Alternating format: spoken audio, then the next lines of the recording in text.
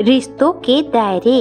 नवीन का विवाह तय होते ही रुचि खुशी से झूम उठी थी। वर्षों बाद एक बार फिर इस घर में शहनाइयों की आवाज गूंजेगी। काम अनेक थे और समय कम, क्योंकि बहू रिया के पिता अमेरिका से उसका विवाह करने भारत आए थे तथा उन्हें शीघ्र ही वापस लौटना था। रिया पली बढ़ी तो विदेश में थी, लेकिन वह भारतीय संस्कृति से प्रभावित थी और भारत में रहकर ही भारतीय संस्कृति से संबंधित शोध कार्य करना चाहती थी। इसके लिए उसने नवीन के कहने पर स्थानीय विश्वविद्यालय में आवेदन पत्र भी दे रखा था। रिया के पिता आनंद मोहन और नवीन के पिता सुरेंद्र प्रकाश बहुत अच्छे मित्र थे। आनंद मोहन के अमेरिका जाने के पश्चात भी उनकी मित्रता में कोई कमी नहीं आई थी।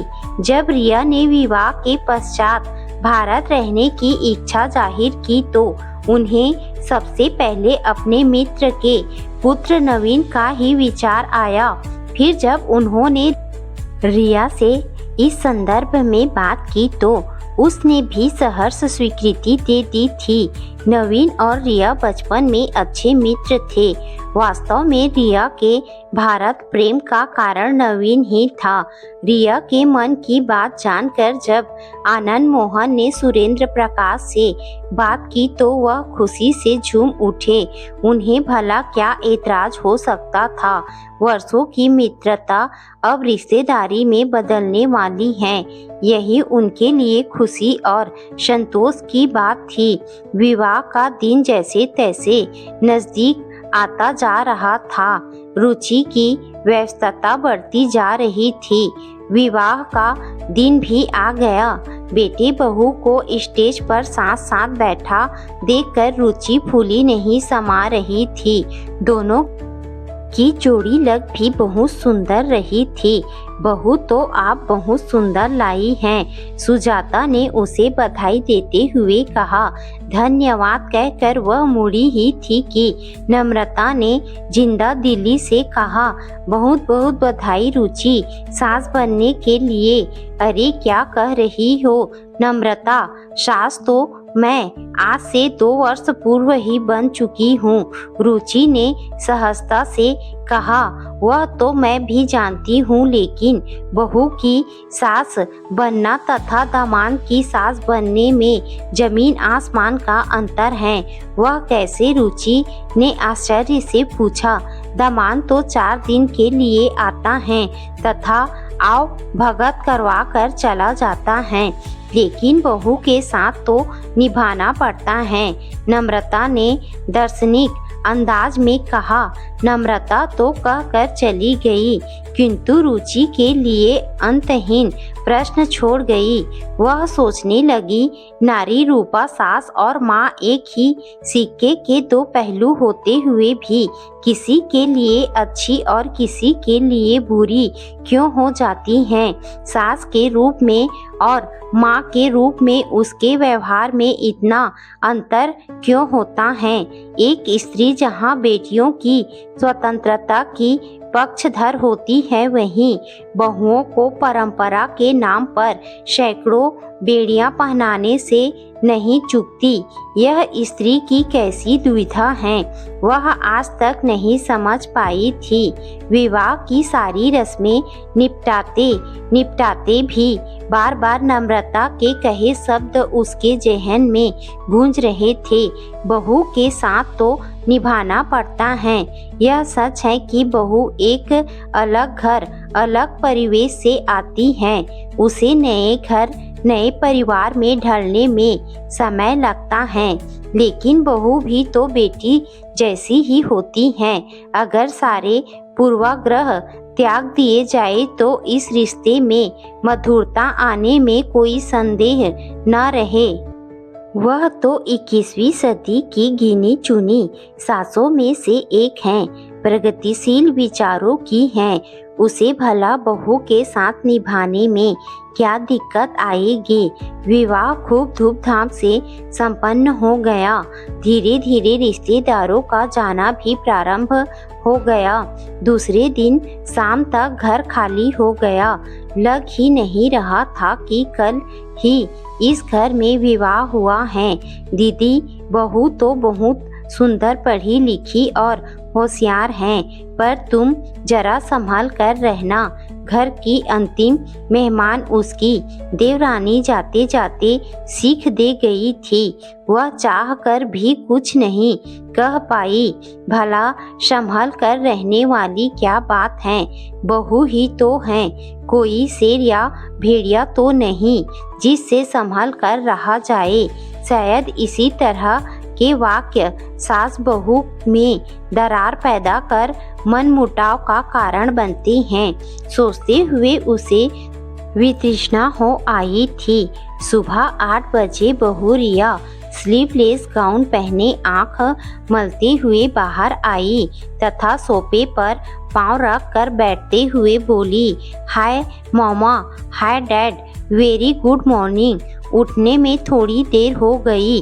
रिया की वेशभूषा और हाव भाव देखकर 20वीं सदी की सास का आक्रोश निकलने ही वाला था कि 21वीं सदी की प्रगतिशील सास 20वीं सदी पर हावी होते हुए बोली, कोई बात नहीं बेटा, चाय पियोगी?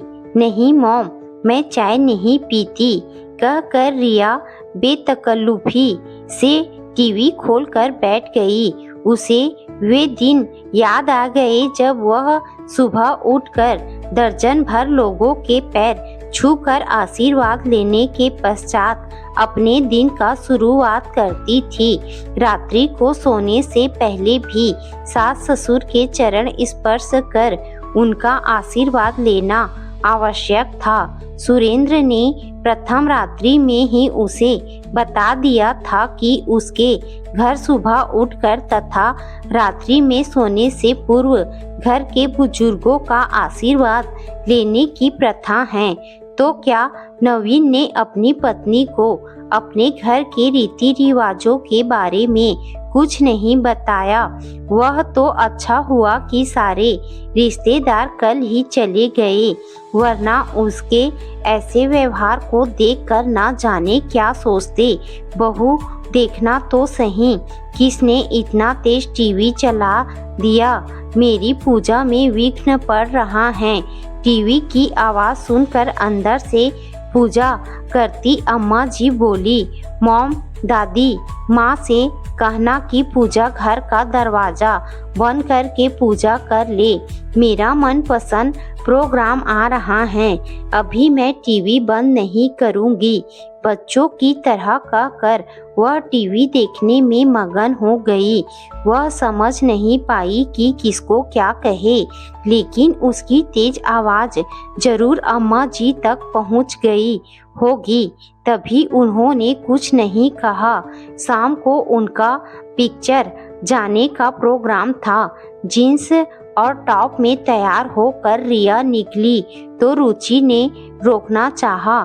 शब्द निकलने को ही थे कि उसकी मन स्थिति समझकर रिया पहले ही बोल उठी, मॉम, मोटर साइकिल पर साड़ी पहनकर बैठना अच्छा भी नहीं लगता और कन्वीनियंट भी नहीं रहता। सास ने मुस्कुराकर जाने की इजाज़त दे दी। आखिर नई नवेली दुल्हन से तकरार करने से क्या लाभ?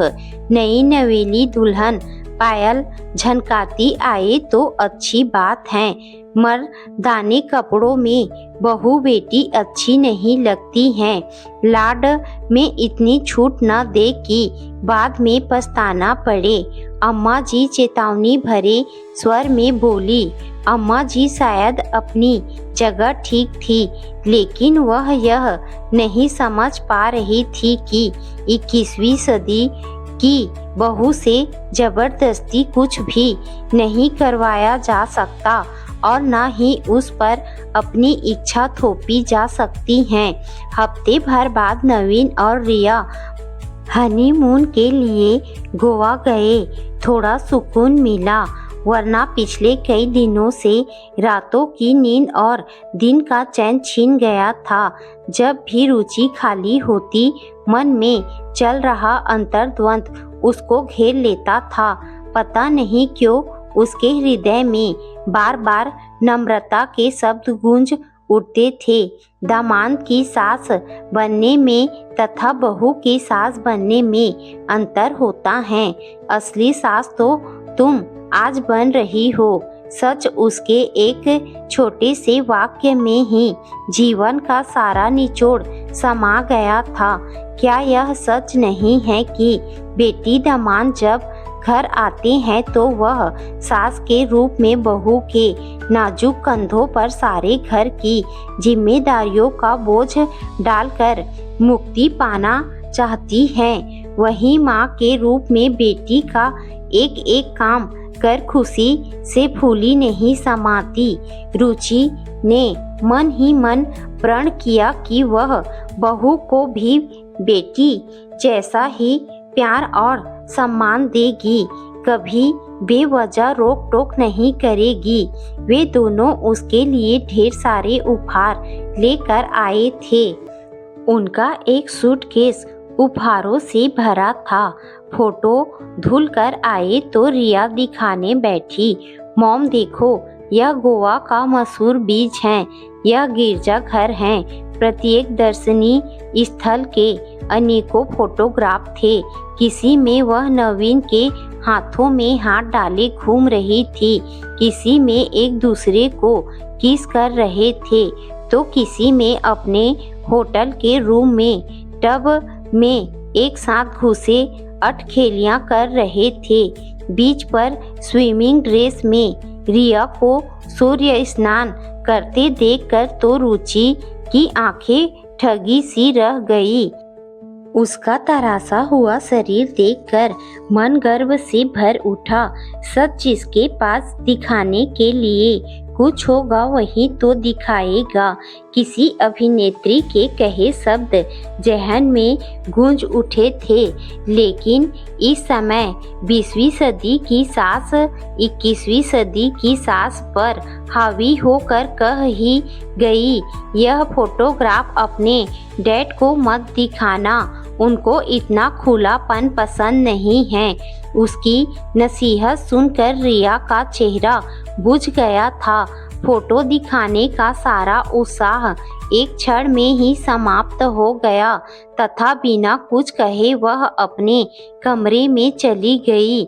मॉम, दादी माँ से कहना कि पूजा घर का दरवाजा बंद करके पूजा कर ले, मेरा मनपसंद प्रोग्राम आ रहा है, अभी मैं टीवी बंद नहीं करूंगी।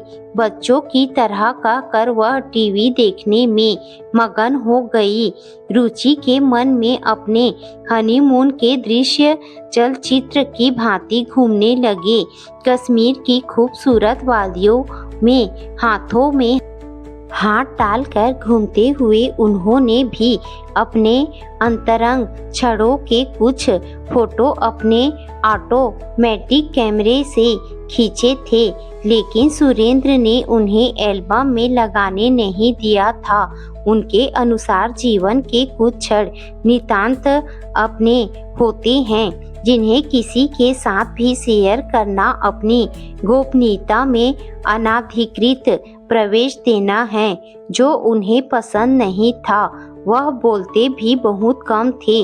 उनकी ही आदत नवीन ने पाई थी और माँ जी के कठोर अनुशासन में रहकर वह भी अपना चुलबुलापन खो बैठी थी। बहू के आने पर उसने सोचा था कि वह अपनी कुछ दमित इच्छाओं को पूरा कर पाएगी। वह भी माँ जी की तरह एक ही जगह बैठे बैठे किसी को तो अधिकार युक्त शब्दों में आदेश दे पाएंगी। कभी तो वह भी किसी के हाथ की बनी एक प्याला चाय आराम से पी पाएगी। किंतु पिछले कुछ दिनों के रिया के व्यवहार ने उसे जतला दिया था कि अगर घर में शांति रखनी है तो उसे ही समझौता करना होगा। रुचि सुबह उठकर माँ जी के पैर छूकर मुड़ी ही थी कि रिया ने पूछा, मॉम आप रोज सुबह सुबह ग्रैंड मॉम के पैर क्यों छूती हो? बेटा, जिस तरह तुम लोग गुड मॉर्निंग या गुड नाइट कहकर बड़ों का आशीर्वाद लेते हो, वैसे ही हम लोग बड़ों के पैर छूकर आशीर्वाद लेते हैं। नवीन, पापा जी और मैं तो रोज पैर नहीं छूते, फिर क्या उनका आशीर्वाद हमारे साथ नहीं रहेगा? उसने मासूमियत से पूछा। नहीं बेटी, मेरा आशीर्वाद तो तुम सबके साथ है। यह तो हमारी परंपरा है कि घर की बहू सुबह उठकर बड़ों के पैर छूकर घर का काम प्रारंभ करती है। तुम भी अपने सास ससुर के पैर छुओगी तो सदा सुखी रहोगी। अम्मा जी ने कहा था, ग्रैंड मॉम, विदेशों में पैर छूने की प्रथा नहीं है, तो क्या वहाँ के लोग सुखी और समृद्ध नहीं हैं? मॉम की तो कमर में दर्द रहता है, डॉक्टर ने उन्हें झुकने से भी मना किया है। फिर रोज आपके पैर छूकर क्या वह अपनी बीमारी को बढ़ा नहीं रही है? पैर छूना, आशीर्वाद, यह सब बेकार की बातें हैं जिनमें हम अपना समय नष्ट करते। बेटा, यह तो अपने अपने सोचने की बात है। हो सकता है जिसे तुम अच्छा कह रही हो वह यहाँ के परिवेश के उपयुक्त न हो। बात आगे बढ़ती इससे पहले ही रुचि ने इस व्यर्थ के टकराव को रोक दिया था, लेकिन उसे अच्छा लगा था कि रिया ने उसके कमर दर्द की ओर ध्यान दिया था। पहली बार घर में किसी ने दर्द रहने पर उसे इस तरह झुकने के लिए मना किया था। माँ जी रिया की बात सुनकर चुप रह गई थी। शायद नई पीढ़ी को अपने तर्कों द्वारा समझाने की असमर्थता उन्हें दंश दे गई थी, लेकिन रुचि के कथन ने उनका मान रख लिया था। अभी वह उस हादसे से उबर भी नहीं पाई थी कि एक छुट्टी के दिन माँ जी को पूजा करते देखकर वह उनके सामने पालथी मारकर बैठ गई तथा बोली, माँ जी आप घंटों इनके सामने बैठकर हाथ में माला लेकर क्या करती रहती हो? अंध नंगी पोशाक में घर की बहू बेटियां अच्छी नहीं लगती। जा पहले नहा धोकर ढंग के कपड़े पहन कर आ, तब मैं बताऊंगी। माँ जी ने उसकी ड्रेस देखकर मुंह बनाते हुए उत्तर दिया, आपकी ये देवियाँ तो मुझसे भी कम कपड़े पहने हुए हैं, इन्हें तो आप कुछ नहीं कहती। रिया ने माँ जी के सामने रखी एक धार्मिक पुस्तक में शिव जी की समाधि को भंग करने का प्रयास करती अप्सराओं की ओर इंगित करते हुए कहा, बहस करना तो कोई तुम लोगों से सीखे, तुम क्या औरों से अलग हो? जब दूसरी लड़कियां ढंग से कपड़े पहन सकती हैं तो तुम क्यों नहीं? अम्मा जी ने तीखी आवाज में कहा था। अम्मा जी की तीखी आवाज सुनकर बहस कहीं कटुता का रूप न ले ले सोचकर रुचि ने रिया को आवाज देकर बुला लिया था। अम्मा पता नहीं क्यों तिल का ताड़ बना लेती हैं। अरे बच्चे हैं, जो चाहे पहने जो चाहे करे, उन्हें इन सबसे क्या मतलब है?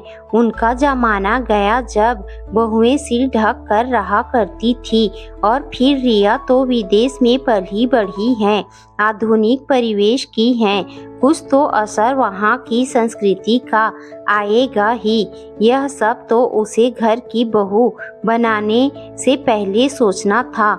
तुम भी सुन लो, यदि तुम भी स्वयं को नहीं बदल पाई, जमाने के साथ नहीं चल सकी, तो तुम स्वयं भी दुखी रहोगी और बच्चों को भी दुखी रखोगी। रात में सोते हुए सुरेंद्र ने सीख दी थी। शायद उन्होंने अम्मा जी की बातें सुन ली थी। उसे स्वयं सुरेंद्र की बात सुनकर आश्चर्य हुआ था। उसे यकीन ही नहीं हो रहा था कि ये विचार उस आदमी के हैं जो अपनी माँ के विरुद्ध एक शब्द भी सुनकर आग बबूला हो उठता था, जिसके लिए उसकी माँ ही सब कुछ थी। उसके प्यार का, उसकी इच्छाओं का गला घोटते हुए जब तक कह उठता था, किसी भी इंसान की माँ तो एक ही होती हैं, जबकि पत्नी तो कई हो सकती हैं। माँ की सेवा करना हमारा कर्तव्य ही नहीं, हमारा धर्म भी है। समय गुजर रहा था और वह नई पुरानी पीढ़ी में संतुलन स्थापित करने का प्रयास कर रही थी कि एक दिन सुबह सोकर उठी तो सामने दीवार पर चिपका हैप्पी मदर्स डे का बैनर देखकर आश्चर्यचकित रह गई। कमरा गुब्बारों से सजा था। अभी वह कुछ कहती या पूछती कि सामने से रिया और नवीन ने उसके हाथ में सुंदर गुलदस्ते के साथ गिफ्ट पैक पकड़ाया। पैकेट पर चिपकाए कागज पर रंग बिरंगे अक्षरों में लिखा था, you are the best and lovely mother of this universe, we both proud of you. आंखों से झरझर आंसू बह रहे थे। पता नहीं प्रकृति का यह कैसा नियम है कि खुशी हो या गम, यह आंसू पीछा नहीं छोड़ते। भावनाओं पर काबू पाते हुए पूछा, तुम दोनों अम्मा जी के लिए भी कुछ लाए हो? उनका स्थान मुझसे पहले है, वह हम सब की माँ है। हाँ मॉम, आपको सरप्राइज देना था, इसीलिए कुछ नहीं बताया। डैड को पता है, यह दादी अम्मा का उपहार है। नवीन ने उसके हाथ में एक गिफ्ट पैक देते हुए कहा, चलो उनके कमरे में जाकर उन्हें विश कर दे। रुचि के कहने पर अंदर जाने के लिए मुड़े ही थे कि देखा सामने अम्मा जी खड़ी थी। सबकी आवाज़ सुनकर वह बाहर आ गई थी। शायद उन्होंने उनकी बातें सुन ली थी। उनके हाथ में उपहार देने के पश्चात जब रुचि उनके पैर छूने के लिए झुकी तो उन्होंने उसे हाथ पकड़ कर उठाते हुए गदगद स्वर में कहा, बस बेटी बस, मेरा आशीर्वाद तो तुम सबके साथ हमेशा ही है। तू भी अब पैर छूना छोड़कर रिया की तरह बस गुड मॉर्निंग ही कह दिया कर। आखिर कब तक बेमतलब की परंपराओं में उलझी रहेगी? बहू के रूप में तू मेरी बेटी ही है। जितनी सेवा तूने मेरी की है उतनी तो मेरी कोख जाई अपनी बेटी भी न करती। अम्मा जी के मुंह से अपने लिए बेटी संबोधन सुनकर रुचि खुशी से भर उठी थी। इसी एक शब्द की तो उसे वर्षों से प्रतीक्षा थी। वह बेड टी बनाने के लिए किचन में जाने के लिए मुड़ी तो रिया ने हाथ पकड़कर उसे सोफे पर बैठाते हुए कहा, मॉम आज मदर्स डे है, माँ को समर्पित है। आज का दिन, आज आप कोई काम नहीं करोगी, आप हमारी माँ हैं। पूरे साल आप हमारी देखभाल करती हैं, तो क्या एक दिन हम बच्चे आपका काम नहीं कर सकते? आज हम दोनों ही सब काम करेंगे। आज मैंने और नवीन ने छुट्टी ले ली है। लंच घर में करके शाम को हम सब बाहर घूमने जाएंगे तथा डिनर बाहर ही करेंगे। कहकर रिया किचन में चली गई। काश वक्त वहीं ठहर जाए। कौन कहता है कि पाश्चात्य देशों में प्यार और लगाव नहीं है। उसे याद है विवाह के पश्चात पहली बार जब सुरेंद्र का जन्मदिन आया तो उसने बड़े मन से केक बनाया था तथा देने के लिए उपहार भी खरीदा था। लेकिन जब अम्मा जी को पता चला तो वह उस पर खूब बिगड़ी थी। कुछ करने से पहले पूछ तो लिया करो, हमारे यहाँ किसी का जन्मदिन नहीं मनाया जाता। वैसे भी क्या फायदा जन्मदिन मनाने से। प्रत्येक जन्मदिन यही एहसास दिला जाता है कि जीवन का एक वर्ष और कम हो गया है। मॉम, चाय कितनी शक्कर लेंगी आप? चाय में रिया ने पूछा तो वह अतीत से वर्तमान में आई।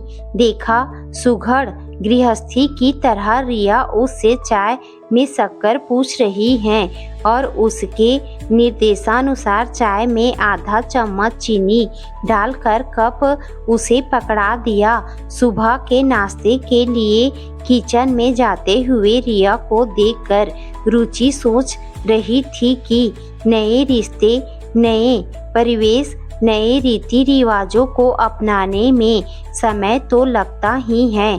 धीरज रखकर तथा प्यार और सम्मान देकर ही किसी को अपना बनाया जा सकता है।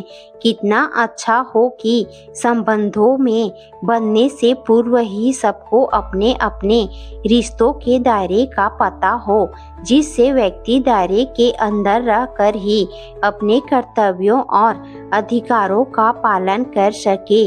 न कोई किसी के अधिकार का अतिक्रमण करे और न ही किसी को बेमतलब के कर्तव्यों के चक्रव्यूह में फंसाकर पंगु बनाए।